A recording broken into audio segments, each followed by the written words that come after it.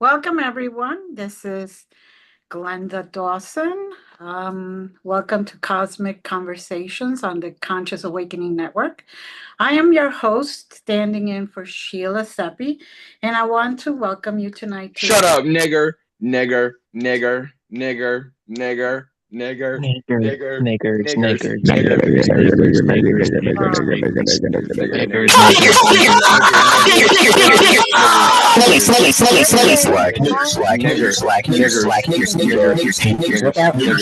nigger, niggers, niggers, niggers, niggers, niggers, Kick them, kick niggers, them. About fucking this. niggers, I'm nigger, being nigger, serious. you're Kick a these nigger, kids. nigger, nigger, nigger, nigger, nigger, nigger, I don't know where they're niggers, at, so niggers, I am niggers, sorry. nigger, nigger, nigger, nigger, nigger, Um, nigger, nigger. Hold on. You're a fucking nigger. You're a fucking I'm trying to nigger. have a serious conversation. Can you please remove these Yeah, people? this is amazing. I'm sorry about this. Oh, Alyssa, I love us so much. Nigger, nigger, nigger, Okay.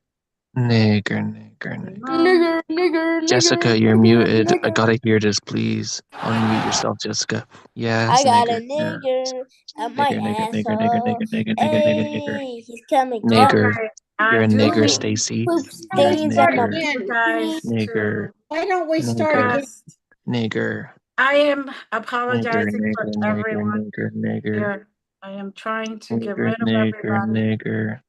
Nigger, nigger, Um, nigger, nigger, nigger, nigger. Anybody? Okay. You You know fucking what? nigger. Shut the I'm fuck going up, you to stupid enable. nigger. Go kill yourself, Jerry. I Go am kill yourself, Jerry. Go kill yourself, fucking nigger. You ugly bitch. I am sorry. Fucking nigger. Can we Go kill start yourself, again? Susie. You Everybody ugly leave it old and bitch. start again. Go kill Yeah. yourself, Susie. You And nigger. Fucking nigger. I Fucking can't do nigger, it. nigger, nigger, nigger. Can't do it right now. Stacy, you're a fat bitch, Stacy. You're a fat bitch. Okay. You fucking nigger. You fucking nigger. You're a fucking nigger. I You're a am fucking trying to nigger. see who it is. Glenda, you're a fat bitch. Go to the gym. Stop sitting down on Zoom and go to the gym. 'Cause you're Okay, I just a will. fat fucking cow. Fucking nigger. Fucking nigger. Nigger. Nigger, nigger, nigger, nigger, nigger, nigger. I hacked your account, by the way. I have all your Zoom account information. He's got a very small vocabulary.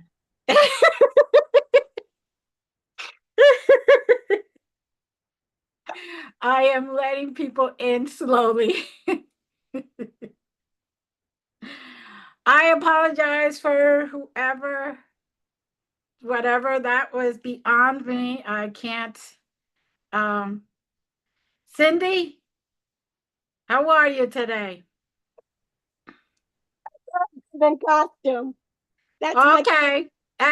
Thank you for taking that off because we just had a interesting moment, and now I just what was it? I thought it would be funny.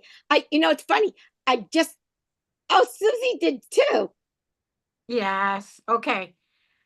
I put in the wrong. I put in the wrong. Oh, I'm not the only one that came in costume. No, Tina did too. And I am sorry, but some of these people might have to just see it on recording because I don't know everybody and I'm afraid of putting somebody back in. There you go, Susie. Well, all right. Does anybody know Mary Lou Shiles? Okay. Annette? You know what?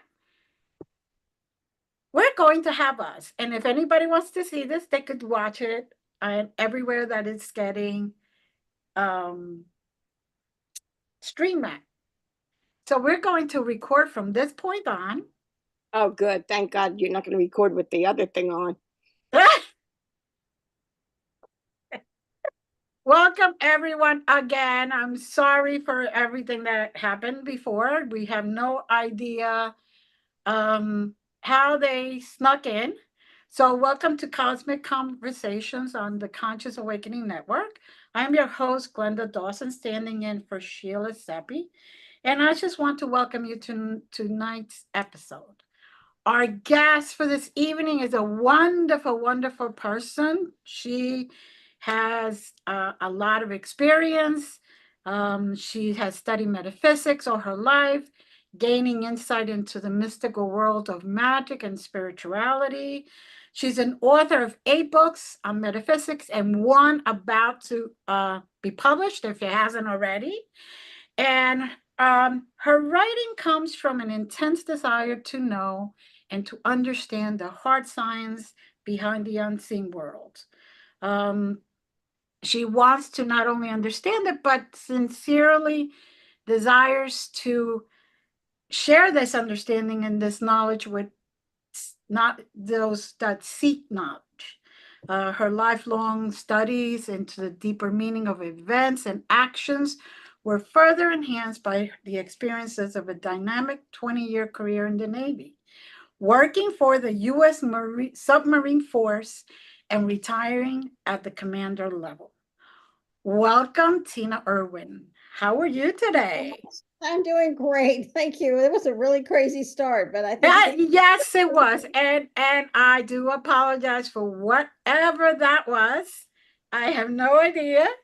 But there was something else. it was very interesting. Let's just say that. Yes. And it's okay. Right now I have people in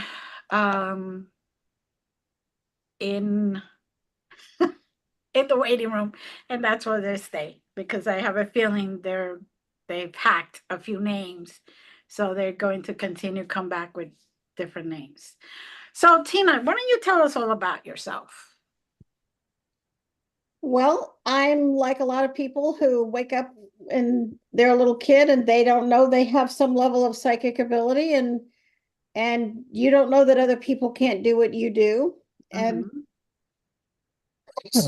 Bless you. They don't know that you can't see or do the things that you can do. And, they sometimes it starts out, modest. And then as you get older, it either really starts manifesting or it, the veil comes down, that dividing line between the realms.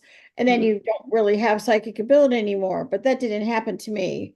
Over the years, it just got more intense as things went on. And I realized I was a ghost magnet, and I think that's true for a lot of people. And it was actually a good thing because it forced me to truly study life and death and life after death and what happens and why don't people know what to do when they die. And along the way, it took me a while, but I learned how to cross over the dead. And once I learned that, I realized that everybody should know how to do this. You shouldn't have to pay a medium to cross over your child who dies, or your grandmother, or your husband. You shouldn't have to pay a medium if your child commits suicide. You should be able to do it yourself.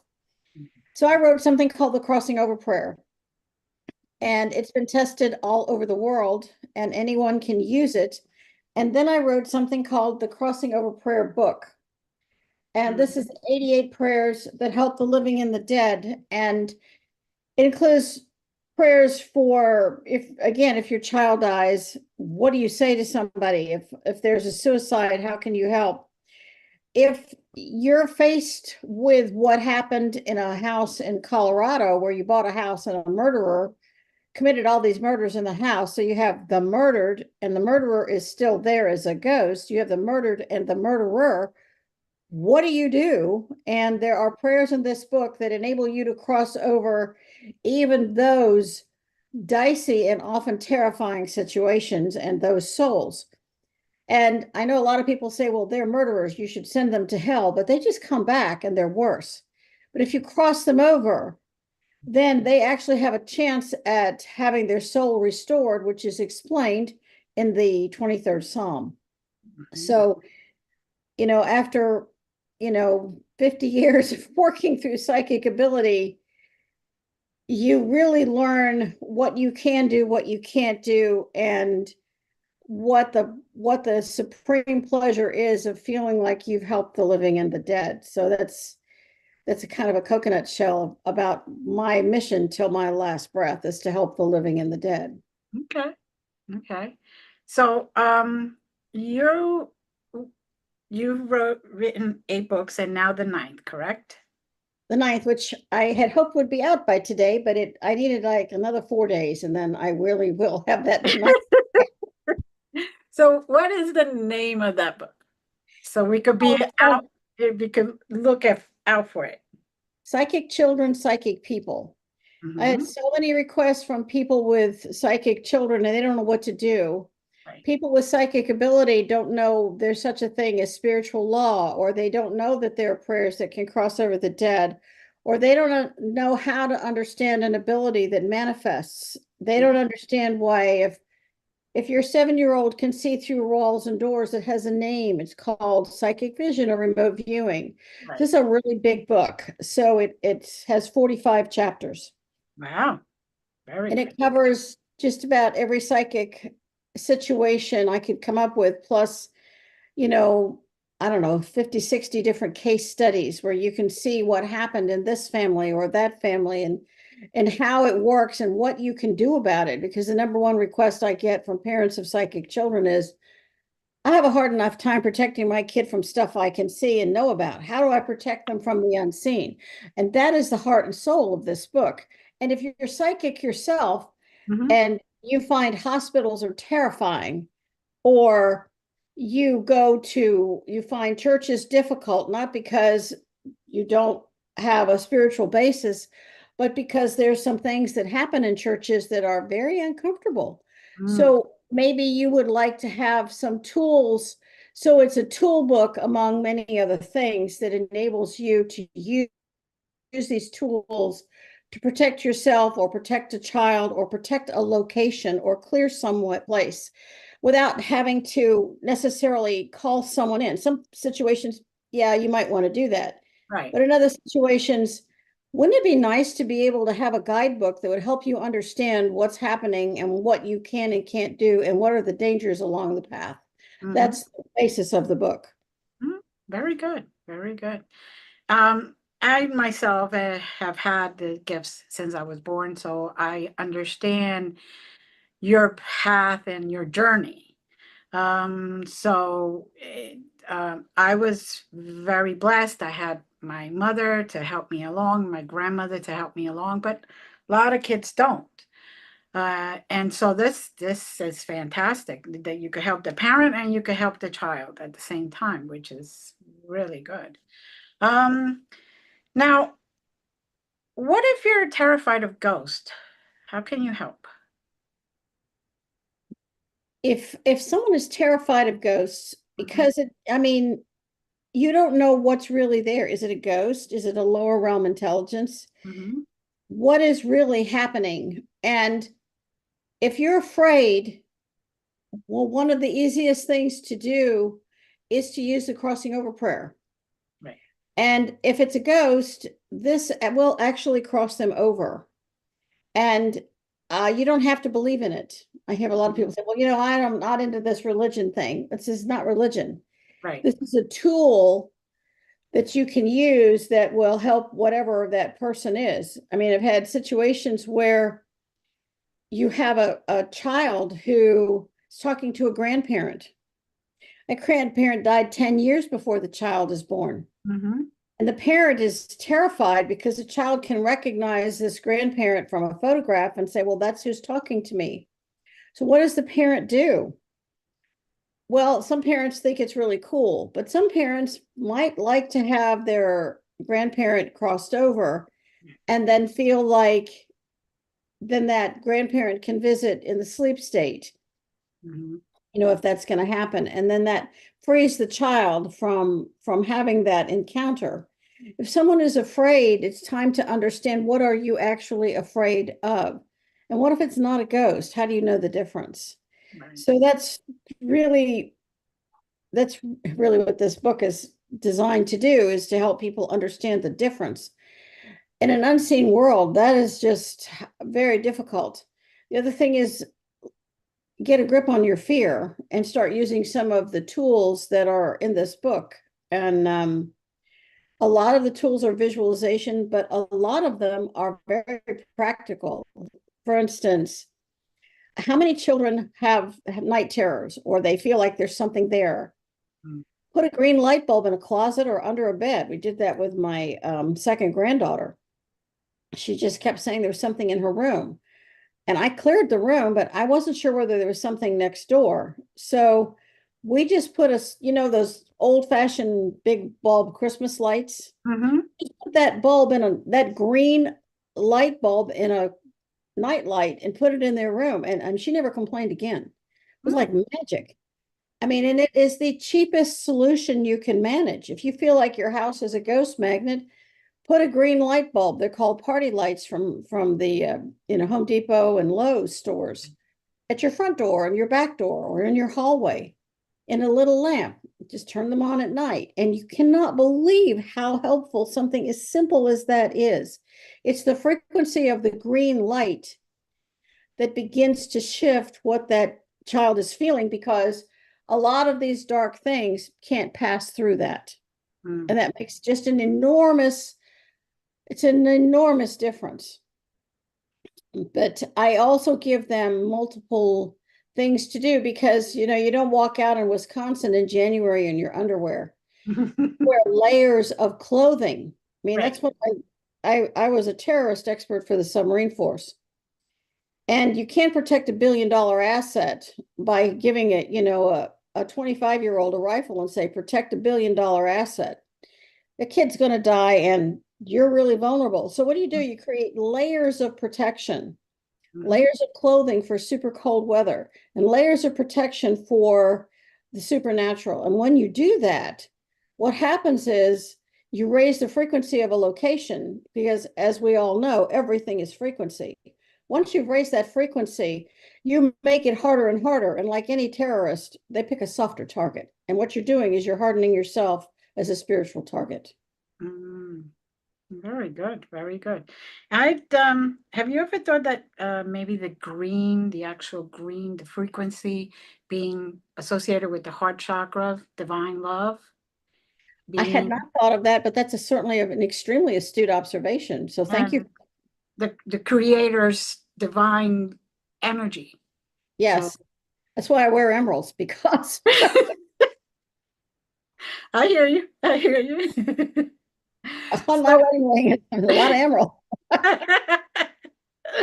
So, now, you had kind of lightly touched on the suicide and all that. How would you tell someone or help someone deal with grief of murder, suicide, or child death? When you deal with grief or suicide, Mhm. Whoever's trying to still get in is still trying to get in on another Yeah. level.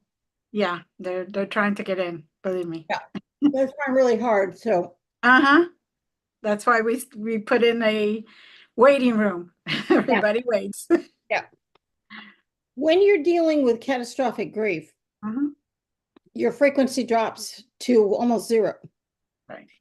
And a person who takes their own life, because you take these one at a time, there are different kinds of deaths, and the method of death determines how everyone grieves. Mhm.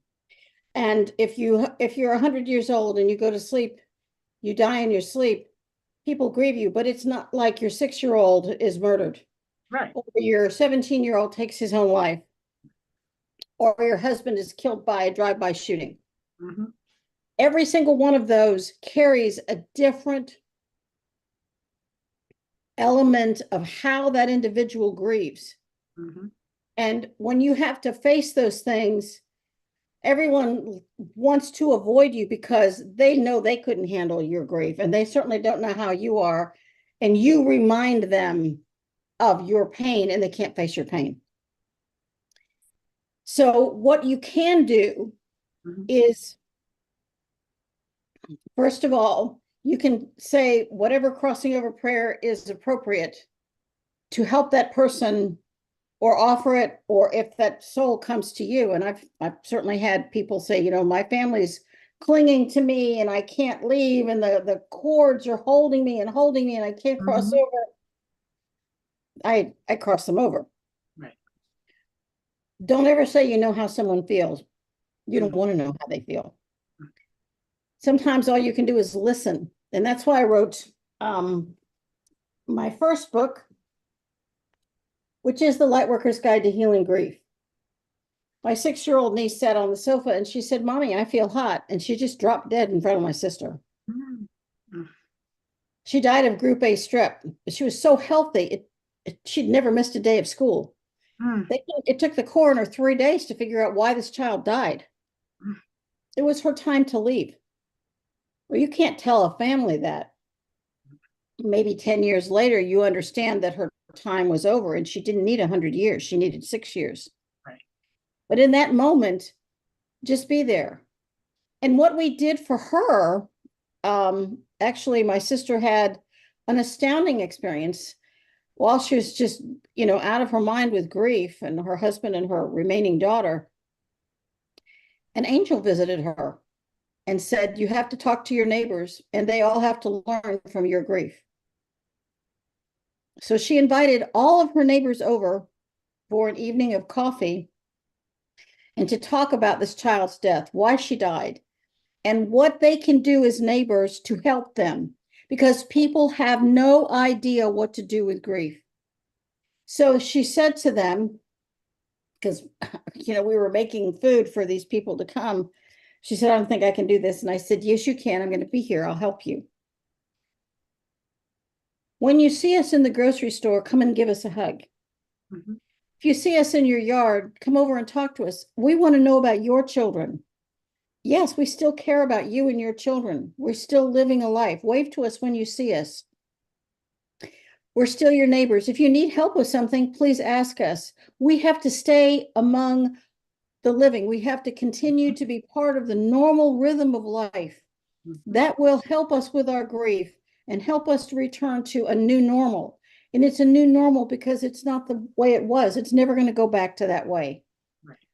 But your assistance and just being our friends, loving us, saying hello. If you don't know what to say to us, just give us a hug. That will be deeply appreciated. And it changed the neighborhood. Several years later, the woman across the street from her, who was extremely helpful when the paramedics were there, her daughter committed suicide. And it was, people live very private lives, but these things are happening to people everywhere. And I have this crazy desire to help these people who are in pain and who have suffered catastrophic losses, and be able to emerge wiser, more sage on the other side of it, and helping them to cross their loved one over, even in their darkest moments, and understand that death is going to come to all of us. I also explain to people what happens when you die and why that's important to know and understand that. And it changes things. When my brother was dying, this was in 2017, it's not like he didn't know this, but he asked me, "What's going to happen when I die? Can you walk me through the process?" Which was an exceedingly astute question. And I said, "Well, it's like the lights go out in a building. All of the extremities start to lose the energy, and all the body systems start to shut down. And the one of the very best descriptions of this process is the Tibetan Book of Living and Dying. And I highly recommend it. And I'm mentioning this because people go, "Well, where did she get this information?" It's one of the best guides for what happens mechanically at death. So the heart stops beating and you flatline. The seed atom of the soul lives in the heart. And that seed atom of the soul connects you to your solar plexus. And from your solar plexus, you have connections to everyone you've ever met, every place you've ever been, everything you've ever touched through your Akka cords. And AKA is the Huna word, which is the connection to your Akashic, AKA records. And that is the record of your life after life. that lives in the seed atom of the soul. And when you exit the body, that is what you take with you, the memories, the experiences, the love. You exit the body through the crown chakra, and you move into the fourth dimension, which is like a step-up transformer. You can't go from the third to the fifth of the heaven world. You need to be able to go into a location where you can see this light. But it's astonishing because you don't really know this is coming. You're the same person. You're grieving your body. You're grieving your loved ones, yourself. Most people have no idea that the person who died is grieving too. I had a producer who was, my brother worked for Screen Actors Guild, and he called me and he said, oh my gosh, there's a friend of mine. She was a producer for one of the studios, and she was hit by a car, and I can feel her. She's still by the side of the road. Can you tell her she died and cross her over? I said, sure. She's talking to the cop saying, look, I don't know what's wrong with my phone. I got to call my husband.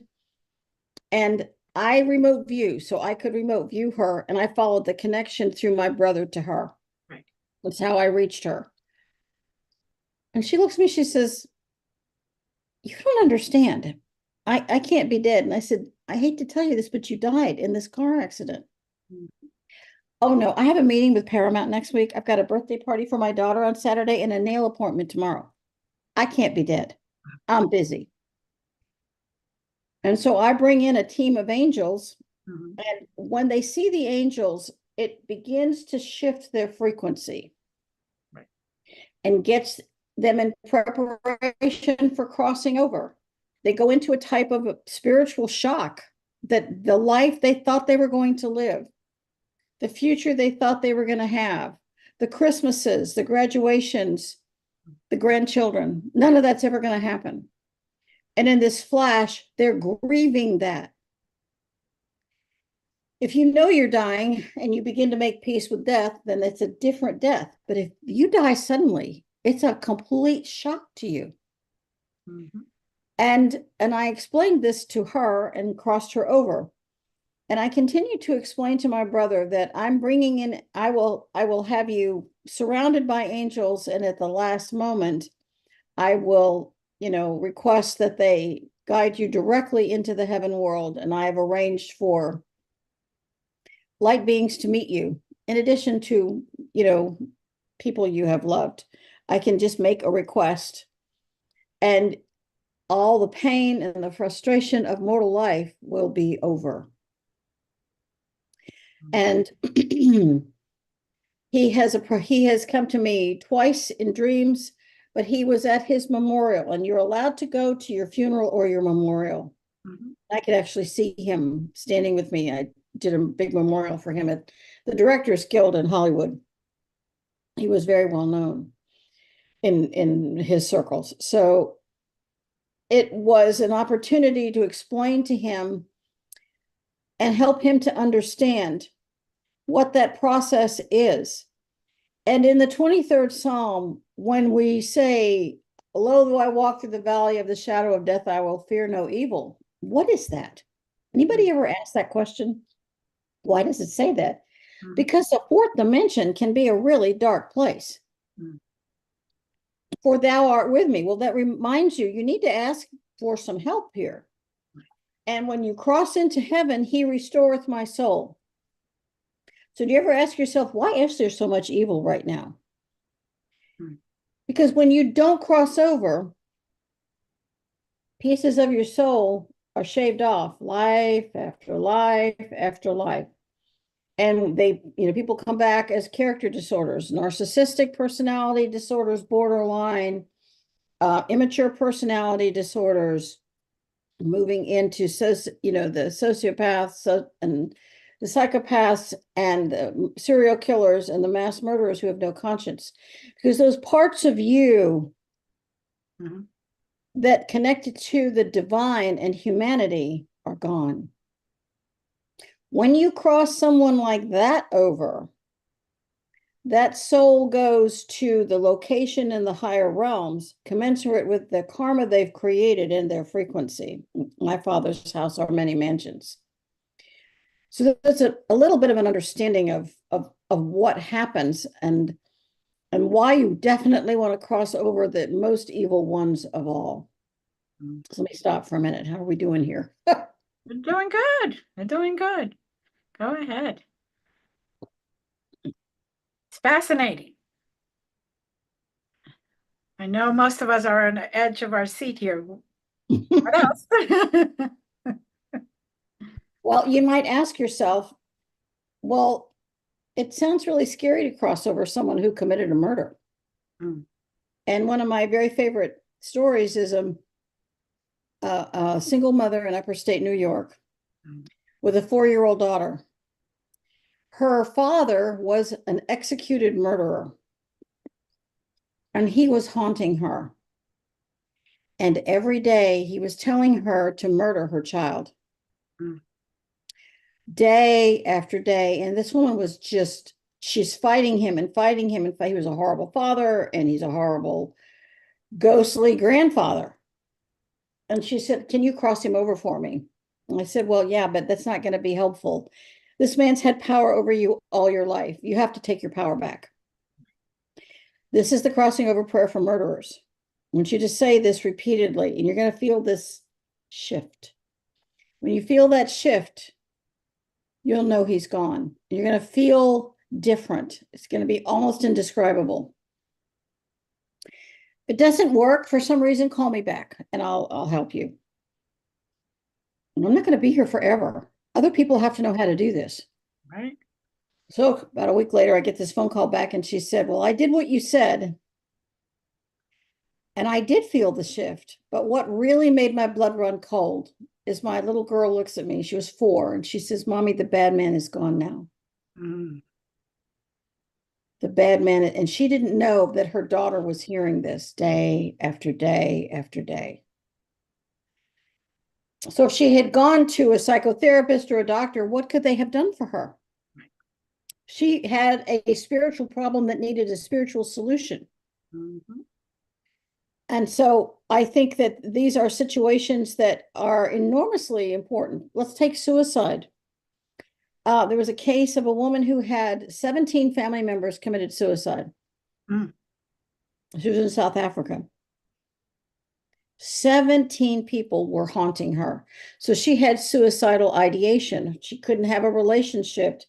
Every business failed. And she didn't understand that she did have the capacity to help those relatives. She kind of knew they were there, but the problem is when someone takes their life, they think it's going to be so much better when they're dead, and it is worse. Mm-hmm. Because all these horrible lower realm intelligences, these little dark guys that were in the movie Ghost with the beady red eyes, come at you, and they have these claw-like fingers that come at you, but it's like there's no relief. So you cling to the living in some way, hoping something is going to help them. Well, once the crossing over prayer for suicide is called the compassion prayer for suicide is used, it doesn't matter what the number is. It's like this sweeping energy that envelops anyone who happens to be nearby, thereby crossing them over. And what happens is, as the prayer is being said over and over, their bodies, their essence is being filled with this light, and it's just gently shifting their frequency so that they can move into the light. Mm. She couldn't believe the difference. She was a completely different person after that. She had a relationship. She started a business. She was really successful because she was no longer haunted by her grieving relatives, because she couldn't separate what was her grief and what was their grief. Mm. How could you possibly know the difference? So I guess my feeling about ghosts is that some of them don't know they're dead. I had a guy in Amsterdam, a radio show I did for him. and I think it was in 2013, and he took the crossing over prayer and started walking through all the battlefields in Europe where these people think they're still fighting. They just don't know they're dead. And he kept hearing these sounds like thank you in a variety of languages. Makes a difference. Makes a huge difference. So he was beginning to shift that predecessor energy that it was existing in all of those locations. So let me stop for a minute. Questions? Yes. Anybody have any questions? Because this is so interesting. Come on. You mean to keep going? Yes, I think they just want you to speak here. They're just glued. It. Yeah, Okay. go ahead. When you find your courage and you help someone who has died, something inside of you changes, because to help them through the use of prayer, and these are not any particular religion's prayers. It's a very basic prayer that it's a 4-part prayer. You explain to God, you address God. You explain what the problem is. It's a suicide, it's the death of a child. That someone's dying of cancer, someone's died of a drug overdose. And then you make the request that the angels come in, embrace the soul, and then cross the soul over. And then you send gratitude to God and the angels in the higher realms for the assistance. You have connected to something divine, something that takes you out of yourself, and you're different after that. You're doing spiritual service on a level you couldn't have imagined. And you can do it very, very privately. And it can make a huge difference in how you see yourself. I was asked to clear a house in Tacoma, Washington, and the house had been a hoarder house. So it was super negative, super low frequency. And I got it cleared, but as I'm clearing it, because under spiritual law, when someone asks me to clear a location, I can only clear that which the owner owns. I can't clear neighboring properties. I can't clear I can't do any of that. The laws that apply to me are very specific. But I'm clearing this property and I'm removing, the odd ghost here and there. And then all of a sudden it's like somebody opens a door and I can see all these trafficked people. But there was one young woman who could actually see me, because I look like this wisp of light, unusually bright light, to the person who has been sitting in this darkness for so long. And this girl about, 20, says to me, "Did my mom send you?" And I said, I don't know. Why did you ask? And she said, because I did a stupid thing. I listened to this guy, and I was being sold into human trafficking, and they drugged me to get me hooked, and they overdrugged me, and I died. I know I'm dead, but I can hear my mom praying for me night after night after night after night. And I'm so grateful someone heard her prayers, and you're here to help me. And I thought that it was staggering that the power of prayer is being heard by this young woman who was human, who was trafficked. And she said, I see this light, but I don't think I'm worthy. And I said, it's not up to me to judge you. If I'm here and you're here, we're going to cross you over, and I'm going to put this beautiful healing cloak around your shoulders, which is going to shift your frequency. I have a little ulterior motive there. Gently shift your frequency, move you into this light. And they're going to help you to understand what happened to you. And you now have an appreciation for the power of prayer. Perhaps you can send prayers to your mom from the heaven world. Because after you've crossed over, a lot of people, The souls who received help that they never thought they would ever get send Mhm. prayers of gratitude to the living souls who helped them. Yes.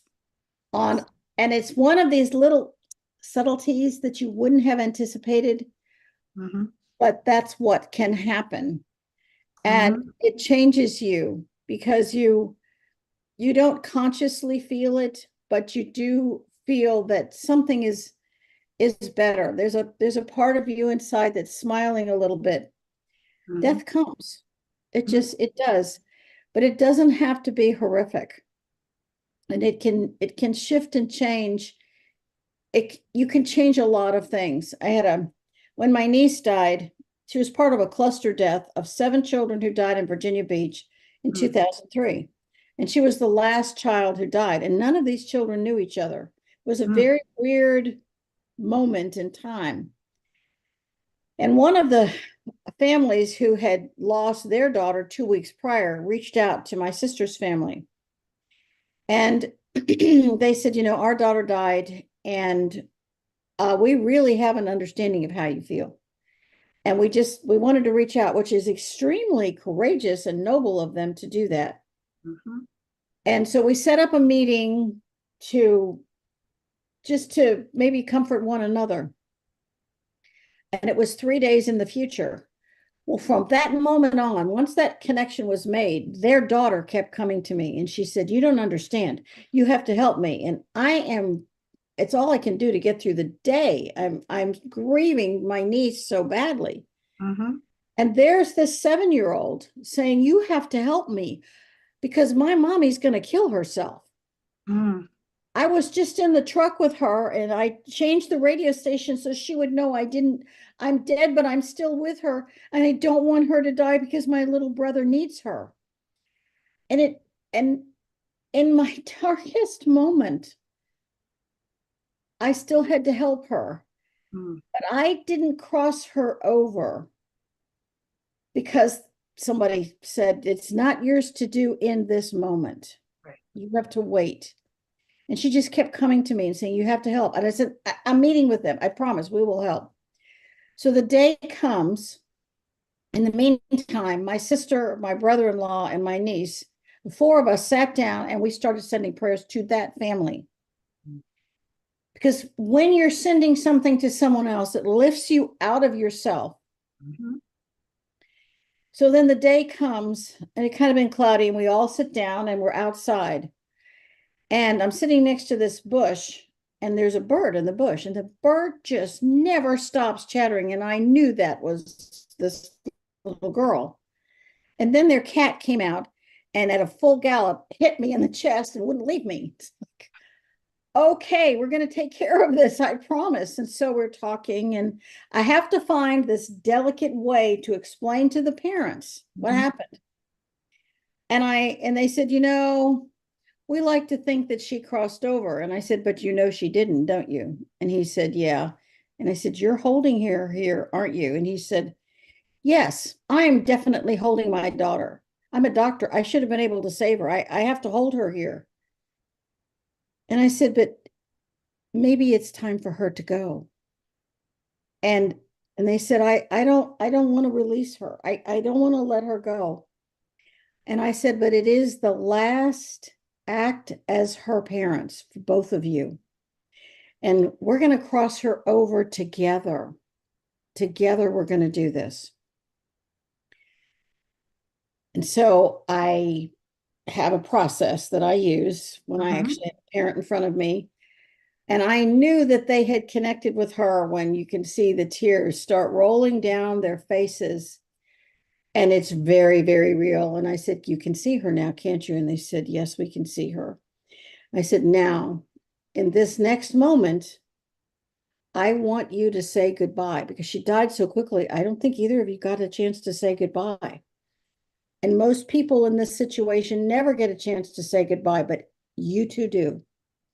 I won't hear it. I have the capacity to stop that. So you two say your goodbyes, how much you love her, how much you're going to miss her. And I'm bringing in angels for her that will hold her hands, a child angel and an adult angel. And then when you tell me you're ready, together we will cross her over. And they were talking to her, and I mean, the tears are rolling down their faces. They adored this child. It's a beautiful child. And as that's happening, the bird stopped talking and the cat got up and left. Hmm. And they looked at me and they said, "We're ready." And I said, "All right, I'm hereby making the request that the angel take this child into that beautiful light, and that she'll be met by people she knows and who already love her and are waiting for her." And they watched her cross over. I don't get to do that with most people, but it was a really unique situation. And my sister, my niece, and my brother-in-law were transfixed. Mm. And then it's as if the sun came out. They Mm. said, "Why do we feel so much better?" And I said, "Because one, you got to say goodbye. And number two, you got to feel that you know where she is now. You have closure. Mm-hmm. Doesn't mean that you're not grieving her, but your grief is different now. You're going to grieve that you won't get to watch her grow up or have children or her first love or her first dance. You won't get to be grandparents to her children. Right. That's not supposed to happen this lifetime. And now you can begin your healing process because you have severed the mortal attachment. Mm-hmm. Your spiritual connection will live on for eternity. Right. And I'm not going to tell you that grief wasn't still hard for them, but it was a really powerful experience Mm. on so many levels for that family. Right. Um, I had a I have a question. Cindy, you have a question? Unmute yourself, hon. Yeah, okay. Well, the first question, um, if I'm correct, your gift is helping people cross over. Right. And I'm wondering, the book that you wrote on ghost stories, is it really a book on helping people? Is it stories of helping people cross over? Yeah, that's what it is. There's Is a it trilogy. really about that? That's what that book is what it's like That's to what I thought. It's all three of those. I mean, my daughters-in-law and my daughter both said, "You have to write these stories down because it's a completely different view of death. Mm-hmm. I want to take the mystery and the fear away and open up our hearts to the compassion of what it's like to be dead, and that you can help them as an ordinary person. You can step up and you can do something when you don't think you can." Mm-hmm. In the toughest moments. And I don't always get to choose when I get contacted, by something or someone. Yeah, I was wondering about that. How do they find you or you find them? Ah, I could explain that. You have a light because this is your journey. That's your job for this lifetime. this is my job. That's absolutely, it's a mission. It's Mission. it's a military mindset thing. What is Right. mission? This is Right. mission. Exactly. Mission at all costs, and that is what I'm doing. I mean, do you hear them or you hear that? Do you feel their energy? Do you hear their voice? I mean, It's a lot more specific than that. It depends. It depends on where I am. Are you having a conversation with them? Like a telepathic conversation with them, sort of? Yes, it's a telepathic conversation. I'll give you an example. My niece graduated from high school, or was it college? I can't remember. Anyway, she graduated in Virginia Beach, and we were at Fort Story. And it was a beautiful day, and we'd had a nice day, and we were driving through Fort Story. And as we're driving through the forest, all of a sudden this wave hits me, and I said, "Oh my gosh, you have to pull over. There's somebody here." So my sister and everybody pulled over, and I just sat very still, and my sister got out a notebook and she started taking notes. And as she's taking these notes, there's a British woman talking to me, and she said, "We can see you." And we're talking 1600s here. I mean, I've just stepped back into a completely different stack of time, and I'm helping her. And they were butchered by Native Americans who were sick to death of people coming in and taking their land. And they couldn't see their bodies. And she was super Christian and very, very angry. You know, the Bible didn't tell us that this could happen. Why weren't we warned? Why don't we know? And I said, I'm so sorry. But I'm bringing these blankets to help you. And they're this gossamer light blanket that you can ask, and it wraps around their shoulders, and it begins to heal these horrific wounds and horrible things that happen to these people that I don't want to go into. And then you cross them over, and I bring in teams, and a doorway is opened and they just cross over. Did any of them tell you their names? Huh? Do any of them tell you their names or what it's like? Yes, in the book they tell me their name. They tell me their names. And a lot of times I get phone calls. Can you clear my house? I feel like there's somebody here. That's where a lot of them come from. I was asked to clear a house in Virginia Beach. And this woman said, I don't think this is a bad ghost, but I have a ghost here, and maybe you should look at it. And she said, it feels weird because it's just a whole bunch of condos here at the beach. But I feel like there's this woman here. Okay. And I'm remote viewing her house, and I was living in California at the time, and I'm remote viewing her house. And the next thing I know, I am in the middle of a Civil War battle. Wow. And Virginia there were 4,000 battles in the Civil War. 2,000 of them were in Virginia. And there's a very interesting thing about time. And I've watched this happen, and I don't have a full explanation. I'm sure maybe Einstein would, but I'm not quite at that level. The battle that I'm witnessing didn't take place where this condo was. So I want to be clear about that. There were no battles at the beach.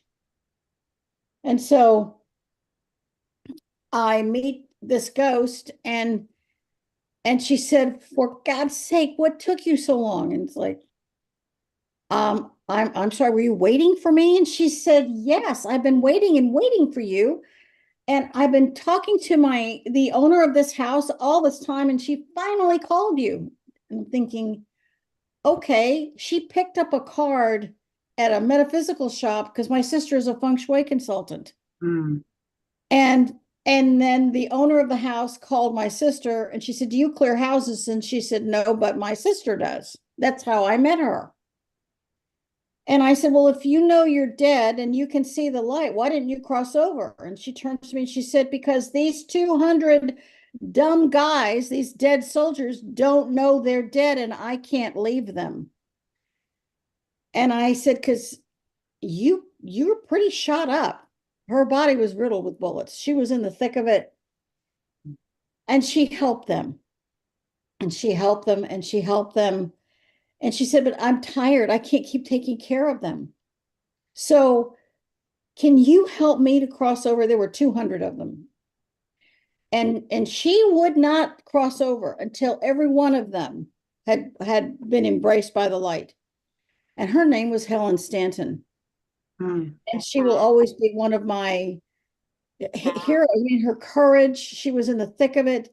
She was there to help people. And I don't cry anymore, but every time I would think about her, I would Wow. marvel at her courage. Wow. But I didn't always know how to cross people over. Yeah. I had the most in book 3 of the Ghost Stories trilogies. There's 3 of them. Yeah. Oh, wow, this is great. There's all three of them, and every one of them has different stories from different points in time, different parts of the country. Because I feel these are 3 books on the afterlife. There are 3 books on the afterlife and what happens to people and why they didn't cross over. Some of them are so angry. Some of them are so arrogant. You're not going to cross me over. Some of them are controlling. I own her and I'm going to control her life and death. It's like, whoa. God can't love me. God will never love me. I'm a bad person. God just hates me. So I'm never going to be loved. So you can send those people to that light, but God won't love me. It's like, you know what? I don't get to choose, but I do have the power to cross you over, whether you think you're worthy or not. You aren't mine to judge. Mm-hmm. And what happens is when that light starts to blend with the soul, it's just so glorious to see this compassion, this love, this lifting up, that you're changed. I mean, I've done it an uncountable number of times. I mean, I have story after story after story. And do they ever come back and tell you how they are now? Or no, they're not allowed to do that. You? They're not allowed to do that. And I explain this to people. Once done is done. They're not going to come back and visit you, except in the sleep state and at their funeral. Because my mother-in-law assured us she was going to haunt us after she died. And as soon as she died, I crossed her over. She was so surprised. She was a very good Baptist lady, extraordinarily controlling, although we had kind of come to terms with each other.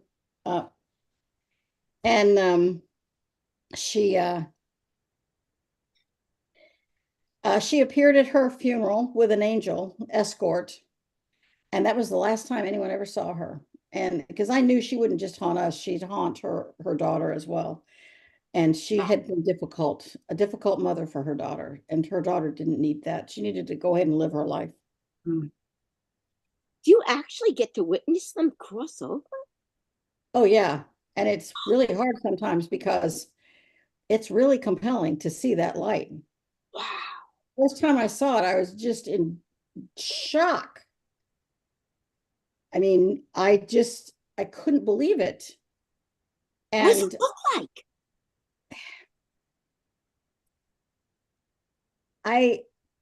It's like I ask that a doorway or a light bridge be opened and they cross over the bridge. And this light it's super bright, but it doesn't hurt your eyes. And it has a consciousness. It is a consciousness of the most profound love and compassion and hope. And once you cross over, no one judges you. You get to sit down with counselors of divine wisdom, and they'll help you review the life you just lived. They'll help you understand this difficult parent, or, the vagaries or the suffering you had in this particular body.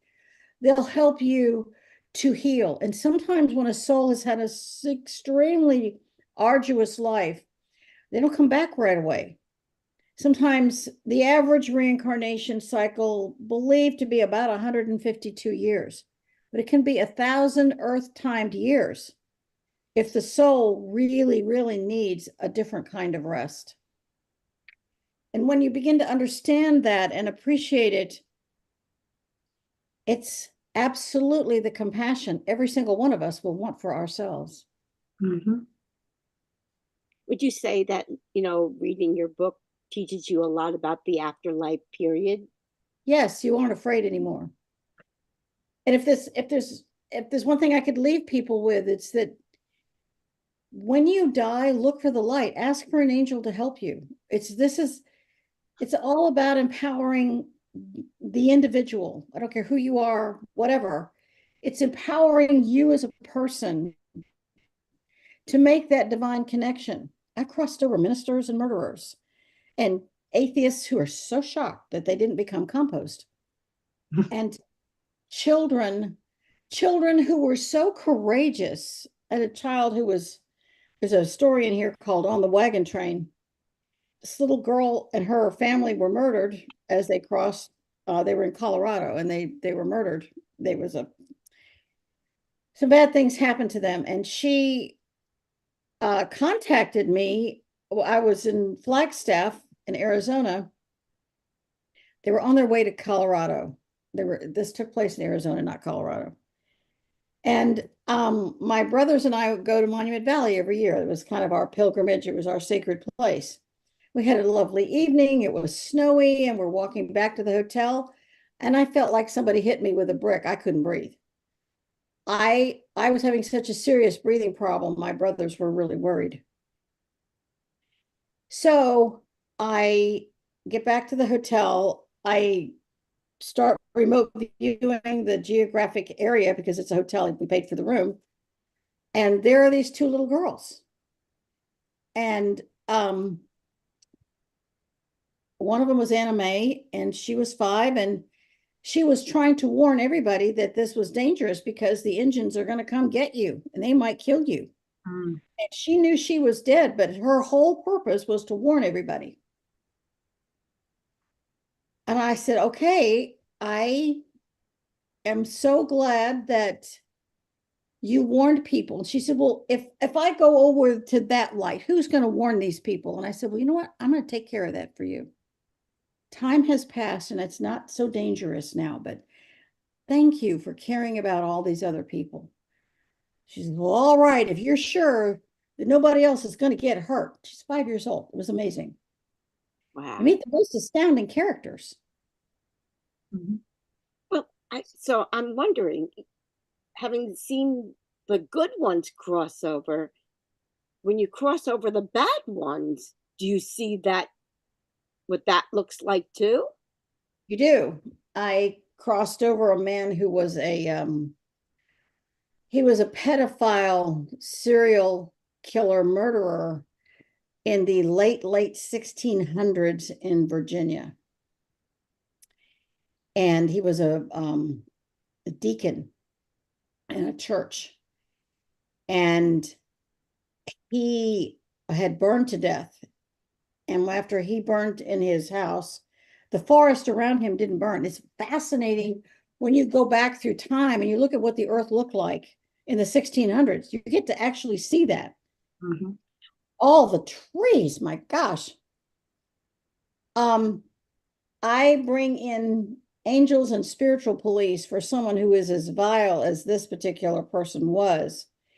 And I request that he be taken to the correct realm based on the karma he created in his frequency, which they would have done anyway, but I make an audible request for that. It's, you know, a telepathy thing. And then that area is not as, you don't have the same, it shifts the energy in the area because that predecessor energy of murder is going to linger for a really long time unless somebody crosses over the dead. It's the same thing that happens if you have an accident at an intersection over and over, you know, one after the other, or you have a place with fire. If you don't clear fire, you're going to have a fire over and over and over and over. Because the energy of fire is not ever cleared. And actually in the book that I just need a couple more days and that book will be out. I teach you how to clear, you know, how to clear these spaces, and you can clear the energy of fire. And Now the book is going to be available. Going to be available, but I'm going to say by mid-November. That'll give me enough time. We'll finalize the cover. The cover's been a nightmare to put together. What are you going to call it? Psychic Children, Psychic People. Yes. The key to protecting and understanding intuitives. Anybody else have a question here?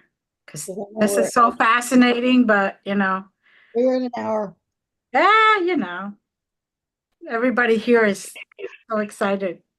So, anybody else? I want to say something. Oh, Okay. you go, Susie? Jerry. Jerry, go first. Okay, Jerry, go first. No, please, you go first because Okay. mine gets pretty complex. Okay. I've been dead twice, and I've kind of had this gift where I find myself in spirit. Like I woke up in the middle of the night and I found myself in spirit, and there were these three light beings, and my aunt had died and she was real confused. So I just kind of surrendered to what I'm here. Why am I here? I'm here to serve. And then I saw three other light beings, and I just guided her over to them. One of them was her son, who had they'd had to unplug a few years before, and Cindy kept asking how do you know? It's kind of like you're just there. You find yourself there, and you serve, and you do it, and you cross them over. And I gave her to the three light beings, and there was a sense of relief, and they took her to the light. And then the next morning everybody calls me and says, Ann died, But it's really fascinating the way it works. It's very, very cool. Not really a question, it's just really cool, Tina. And I know I'm not supposed to covet, but I covet your hat. It is a cool hat. Yeah, it is. It is a cool hat. Yeah. Thank you, Susie. Jerry. You're muted. Yeah, there you Okay. go. All right. Okay. So I don't know exactly what I should cover. So I'm also a medium and a channel, and I have lots of friends who are angels and extraterrestrials, but I work as a psychotherapist, and I work mostly with people who have been sexually abused. And there's one particular person that I've worked with for quite a number of years. And so I work connecting with her mother and her father, and both of her parents grew up in families that were families part of an organization that utilized satanic abuse. Yes, because all sexual abuse of children is a black magic ritual into the dark side.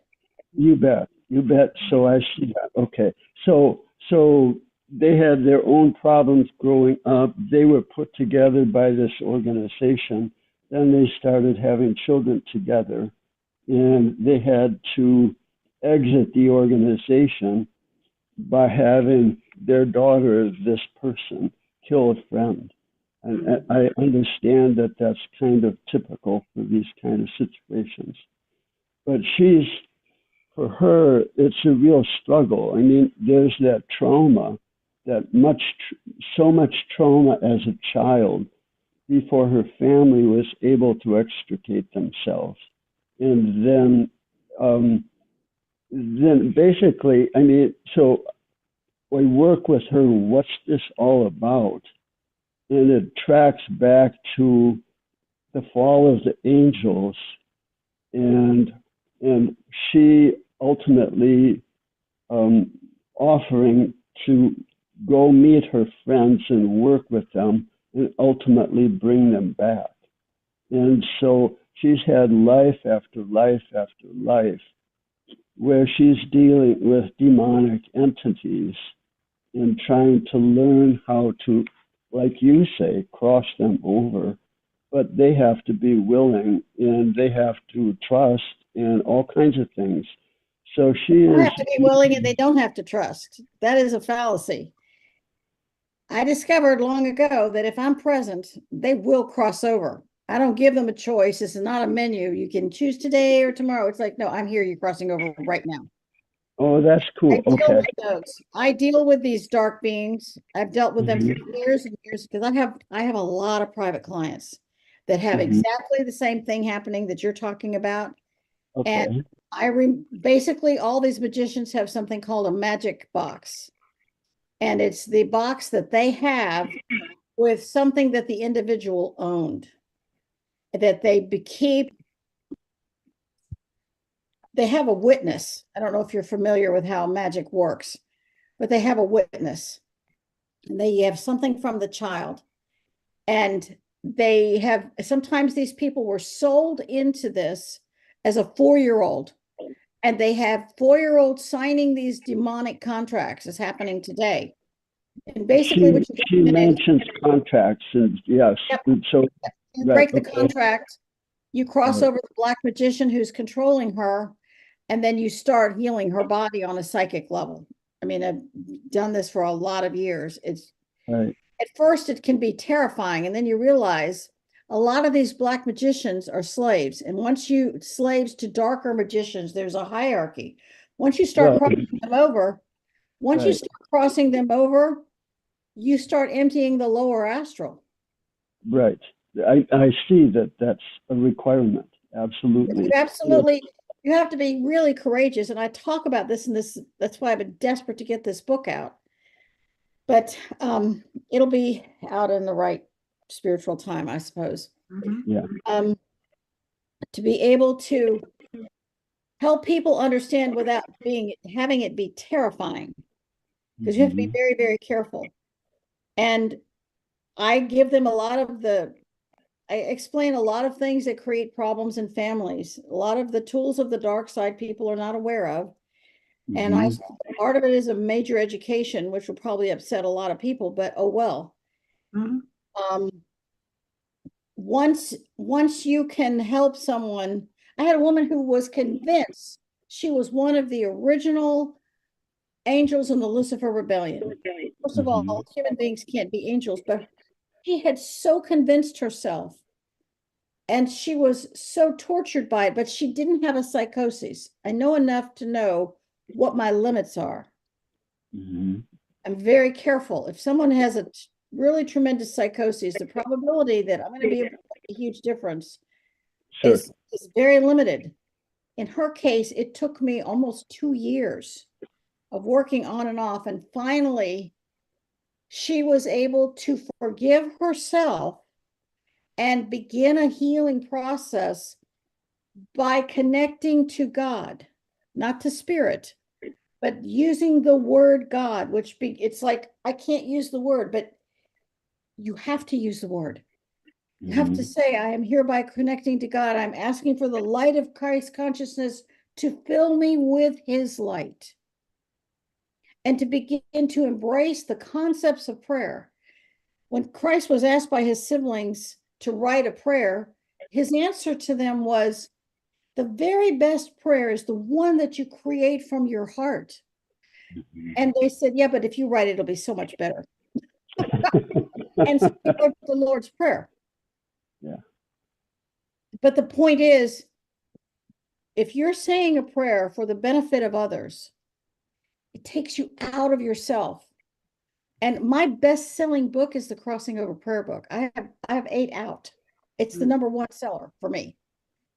I have books on soul evolution, a couple of books on karma and frequency. They all work together so that there's understanding. So anyway, I'm not sure if I addressed your question adequately. I think so. I mean, I think I need to get your books and then start integrating what I learned, to help her. It's of course it's very complex, and in my own path is very complex, and these things merge in my work with her, and so it involving extraterrestrials and all kinds of stuff. So, but that's fine. That's You fine. read I'm sure you read Brian Weiss's book, Many Lives, Many Yes. Masters. Yes. And it's a really awesome work. And again, he is connecting to the divine, and that would be it's a gentle process when you're working with someone, because they're so fractured. Parts of their soul are gone, and their subconscious is the gatekeeper to higher self. Sure. But if the subconscious, I had a client who was gang raped on Easter Sunday at the age of 5. Mhm. She didn't have, her subconscious was still frozen in terror. Yeah. And she was suicidal. She's not suicidal, but I had to accept my limitation. I could only take her so far in this life. But she knows to cross over, and she learned how to do service for others. And Mhm. that changed her, and it helped her on multiple levels. I know Mhm. I'm going on and on, so I know it's for over an hour. Lindy, if you could make it quick, if Yeah, not, I I'm gonna have Tina just give her Yeah, contact I just information. want to know, what if you are the child, one of those children that Jerry was just speaking about? Because I suspect I was one of those children.